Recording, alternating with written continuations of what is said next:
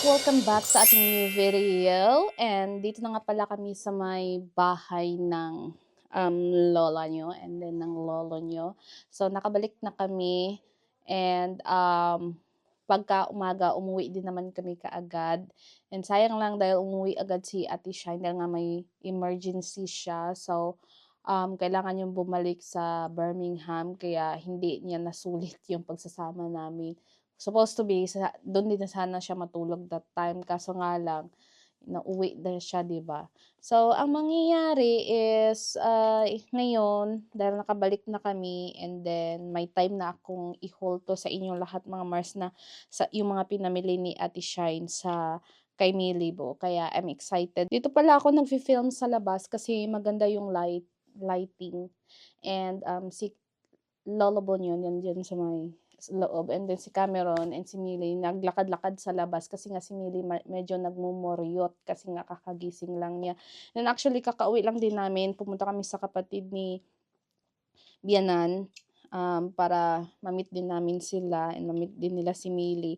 So, ayun nga, I'm so excited na ipakita 'to sa inyo guys. Hindi namin alam kung anong uunahin namin ni Ate Shine nung nasa Liverpool kami nung nagsho-shopping kami. Tapos si Ate Shine, akala mo yung ano, parang anak niya talaga si Millie kasi nga sobrang excited talaga siya sa mga damit um, na tawag nito, pinamili namin. So, ipapakita ko sa inyo isa-isa. Ipapakita ko sa inyo first na pinuntahan namin sa River Island, then pumunta kami sa next and then sa last sa H&M. Una nga naming napuntahan is yung sa River Island, 'di ba? So ipapakita ko sa inyo kung ano yung mga napamili namin sa River Island. So itong mga pantalon, guys, ang cute, 'di ba? This one is mom high rise, o 'di ba? High rise siya guys. Tapos 9 to 12 months yung edad. So okay lang 'yan kasi yung mga 9 to 12 months dito is sobrang laki na talaga guys. And si Millie, hindi naman kasi siya sobrang laki. Alam mo yung Asian type baby siya. So okay lang 'yan kasi nga yung pang 9 to 12 nila is parang mga pang 1 year old na talaga. I mean 9 to 12 is 1 year old. I mean more than 1 year old na you know. Basta malaking size na talaga siya. Yung jeans niya nga na sinusuot na isa is 6 to 9 months and medyo maluwang pa nga sa kanya. How much more yung 9 to 12 months. And okay lang yan, at least masusuot naman. And then mostly yung mga pinamili namin is mga pang Pilipinas pala mga Mars. Kasi nga 'di ba? Syempre sa Pilipinas kami nakatira, hindi naman pwedeng bilhan namin si Millie hindi naman puwedeng bilhan namin si Millie ng mga panglamig, 'di ba? So, more on itong mga pinamili namin is magagamit niya talaga sa my Pilipinas. So, yeah, kasi nga si Ate Shine is obsessed siya sa pantalon. Gustong-gusto niya talagang bilhan si Millie ng mga pantalon. And 'di ba sa Pilipinas is parang ano lang talaga, parang bihira lang yung pantalon na pangbata. Parang bihira lang yung pantalon na pangbata doon sa atin. Oh, 'di ba ang cute and then ano na siya, high waist na siya. And then next naman is binilhan din ni Ate Shine ng ibang ano naman, mom high rise din siya. Sa River Island pala 'to guys, mom high rise din siya pero ibang design naman. Ayan. So, 'di ba cute? Actually, hindi kami masyado nakapamili doon sa River Island kasi nga wala masyadong pagpipilian. Pero anyway nga, si Millie pala yung pumili nito. This one is 12 to 18 months. Parang kasya na nga sa akin, oh. 12 to 18 months, pero that's okay, at least 'di ba may mga allowance and may masusuot siya sa pagdating ng panahon na magkasya sa kanya yung mga eto, 'yan. So pares na siya guys, leggings and t-shirt. And then also sa River Island binilhan ni Ate Shine ng sapatos si Millie na tiger, tiger. Wow! Oh, 'di ba? Hindi ko na i-ano sa inyo yung mga amount ng pinamili ni Ate Shine, 'di ba? Hindi na tayo mag-bill reveal or price reveal tsaka, resibo reveal 'no. Pero there, sunod naman na pinuntahan namin is sa next naman. Super thankful ako, alam niyo kasi nga parang nahiya na ako, sobrang dami ng pinanguha ni Ate Shine. Sabi ko kay Ate Shine, "Tama na, sobra na iyan," ganyan. Siyempre 'di ba siya magbabayad and then sabi niya, "Kunin mo na 'yan, kunin mo na 'yan." Lahat na lang ata sabi niya, kunin mo 'to." Hindi hablot lang talaga siya ng hablot guys, hindi niya tinitingnan yung presyo kung magkano. Tapos, ako pa talaga inuutusan niya na mag-ano ba, na, "Kunin ko na 'yan, kuha lang ako ng kung anong gusto ko para kay Millie, ganyan. And nakakaloka kaya nahiya din naman talaga ako. Pero sabi niya nga, ano niya nga si Millie, ganun niya nga daw ka-love si Millie. Minsan lang naman daw sila magkita ni Millie Bu. Kaya thankful talaga ako kay Ate Shine dahil nga love na love niya talaga si Millie Bu. And then sa next naman tayo guys na shop. Ito nga pala yung napamili namin. Oh. Ay, sa H&M pala ito.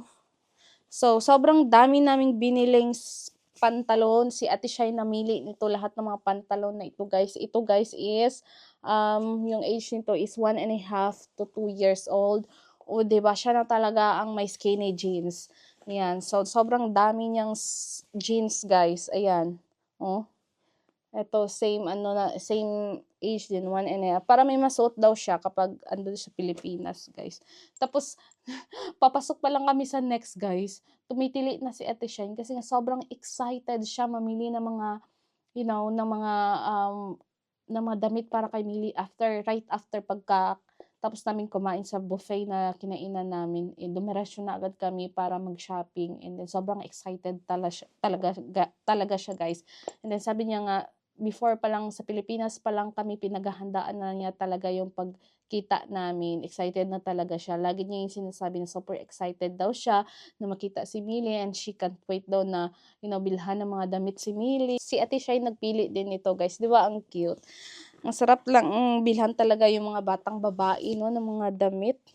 Sobrang parang nasa heaven talaga. Nasa heaven ka talaga. Ako ngayon, parang wala na akong interest bumili ng damit. Kasi hindi naman ako bumibili ng damit talaga, guys.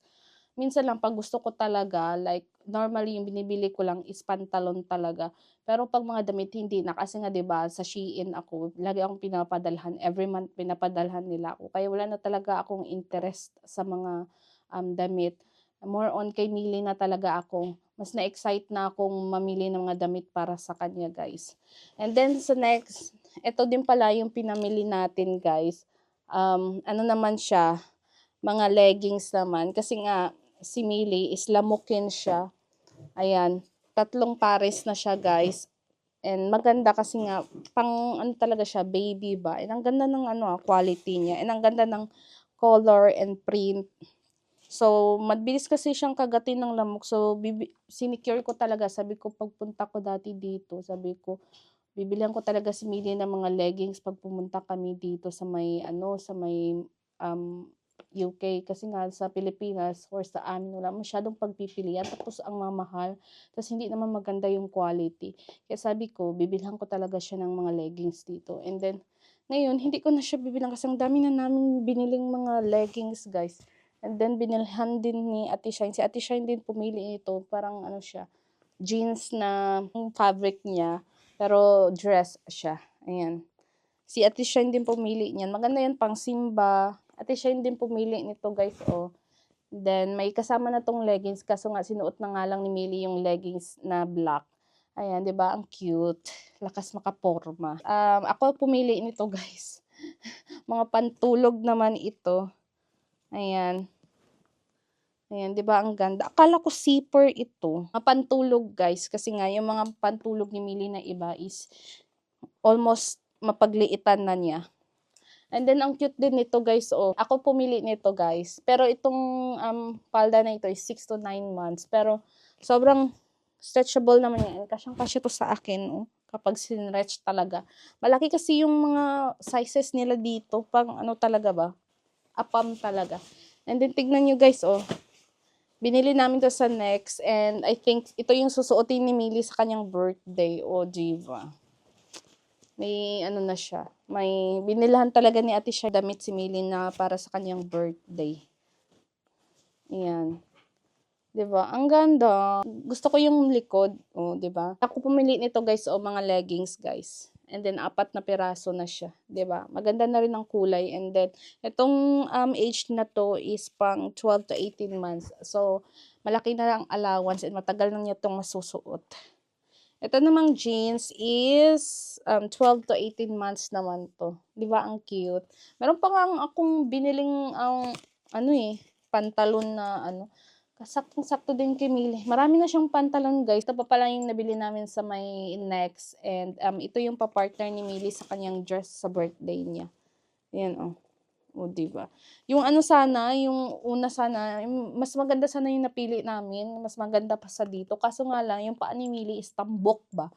So, hindi magpasok sa sapatos na nabitan namin ni Ate Shine. Kaya, yun, ito na lang yung nakuha namin kasi malaki yung dito niya. Kasi namana niya sa akin yung tambok na paa. So, sunod naman tayo na napuntahan namin is sa may H&M naman. Sobrang dami, guys, as in.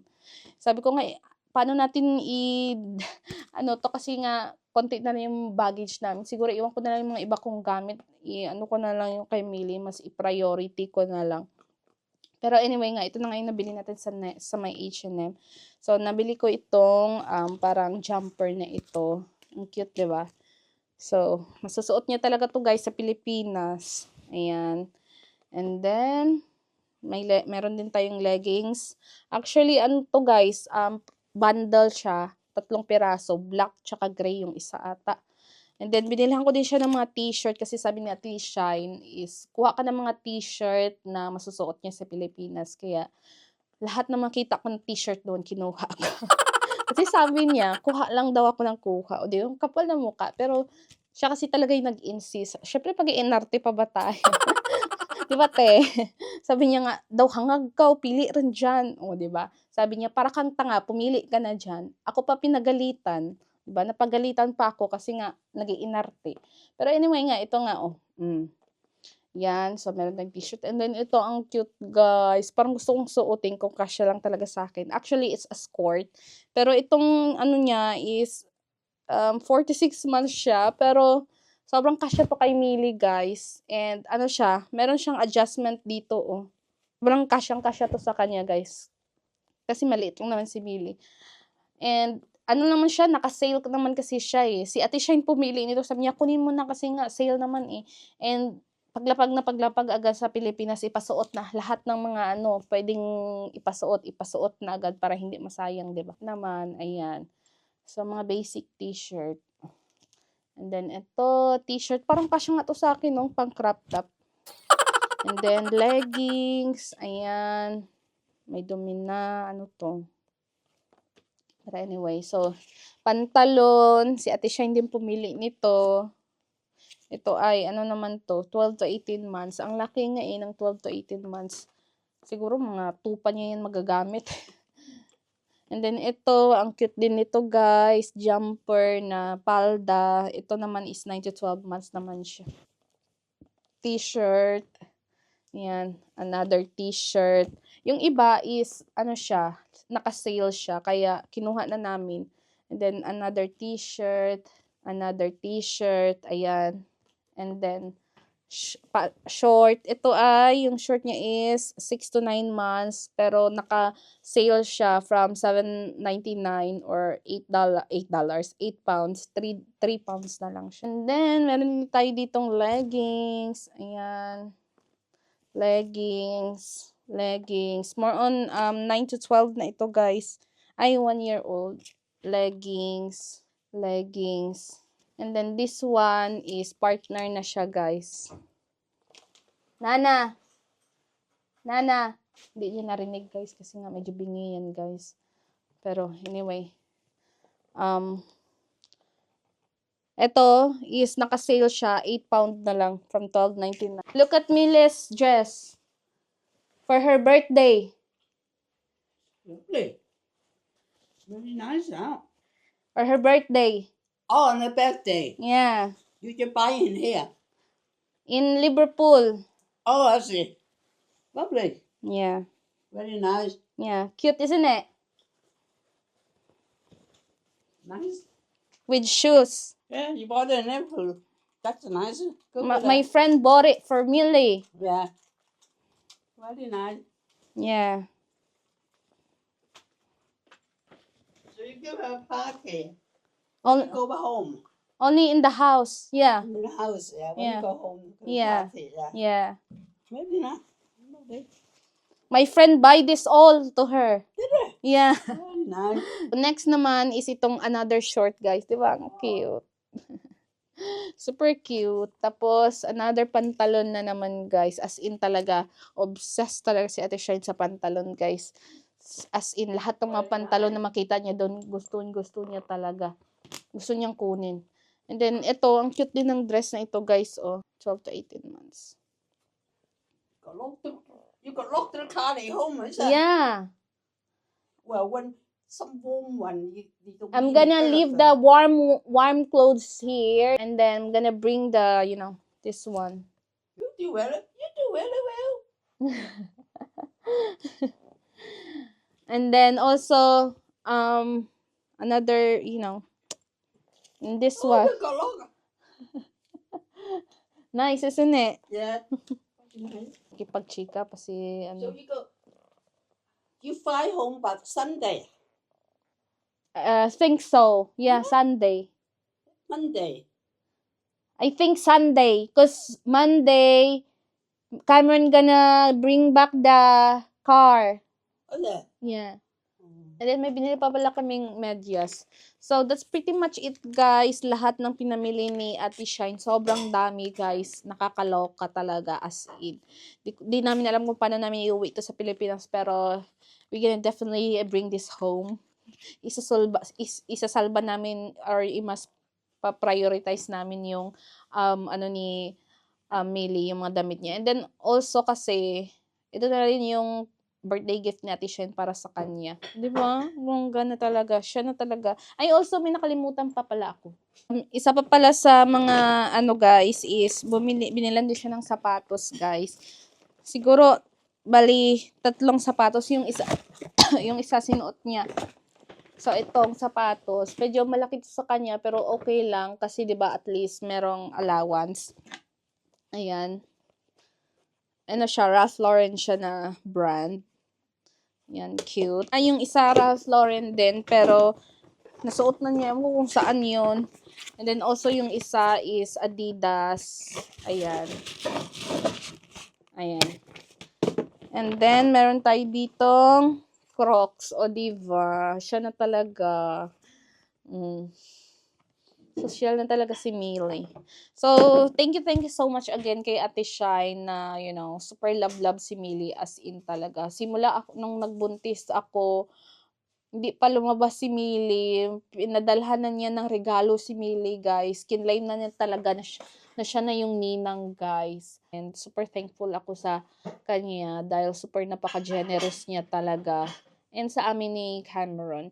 And, Ate Shine is, na talaga, parang ate ko na rin siya and parang nanay ko na rin siya talaga.